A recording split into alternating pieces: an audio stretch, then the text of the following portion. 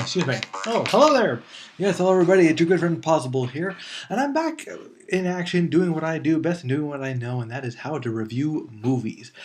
This particular movie is very interesting in general. Not just the movie itself, but more my history and the history of the movie itself is very interesting.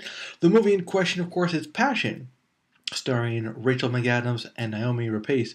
That's going to be one of the few times I say her last name. I feel like I'm going to be butchering a lot of last names here, so I'm going to be very careful with those last names. I actually think it's Rapace, but I don't know. I'll just stay away from the last names from now on. Basically, you have a very interesting movie about two ladies in the corporate world and their, backstabbing businesses and stuff like that. Now, one thing I do want to specify real quick before I really get into the review of Passion is that you have to understand two things. The first off, I walked in with very low expectations of the movie itself.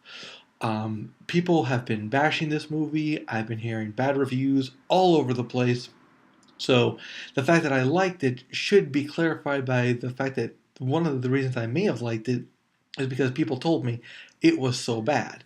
The other thing I want to specify is that I've never seen Love Crime. Passion is a remake of this movie, and of course, people who loved Love Crime hated the remake. So it just doesn't really mesh as well as you would think. But I'd never seen the movie, and I heard bad things about Passion, so that's why I was very anxious to see it. I wanted to see if it was really as bad as people said, if Brian De Palma really lost his magic and stuff. I'm going to have to disagree wholeheartedly. I don't really think Passion was that bad of a movie. I really thoroughly enjoyed it. It starts off really slow because you got this basic premise of these two ladies who work together, and it's a happy working relationship. They care about each other, but they also care about the business. All comes to a head when Naomi starts, one, cheating on Rachel's boyfriend behind her back, and two, Rachel takes Naomi's idea, takes credit for her idea. And so there's a lot of back and forth. There's a lot of tension building and building, but it's very slow. Okay? It takes it about a good 40, 50, maybe an hour before it really starts picking up. But they're setting the stage. They're not trying to just jump into the good and bad stuff. They're setting the stage of the movie. And I try not to say too much about this movie because this movie depends on watching it. It depends on the twist. It depends on not knowing a lot once you enter in. One thing else I do want to give kudos to is Caroline. She plays Danny. That's Isabel's assistant. Isabel is Naomi's character.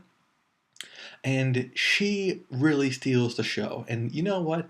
I've got to admit, the one basic reason is not just because she's the assistant, not just because she's so hot, but because she's got that red hair, that fiery redhead, and it's just so beautiful, and she's just great to watch. She adds a lot to each scene that she's a part of because you're really not sure of her role in this sometimes. She really comes into her own in the end and really makes the movie happen. So I really enjoyed this movie. I give this movie a see it. I think it's worthy because it's just so thrilling. It is slow in the beginning, but I kept my interest. And Naomi does a great job in this one parking lot scene where she just totally justifies her acting abilities and everything. It was just a wonderful scene. She does such a great job in it. That said, the movie is a see it. You gotta hang in there. It picks up, and when it picks up, it just really takes off.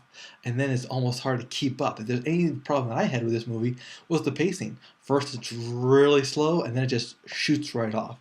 Another problem with Passion might have been it just came too late. The cinematography here was very old school. We're talking like old Hitchcock style lighting, bizarre camera angles and stuff like that. So, but in the end, all of that is moot. The important thing is that I enjoyed it. And I think that if you haven't seen Love Crime yet, and if you have some low expectations, you might enjoy this movie too. Give it a chance, all right? Give it a chance. I hope I'm not wrong for you. Enjoy yourselves, guys.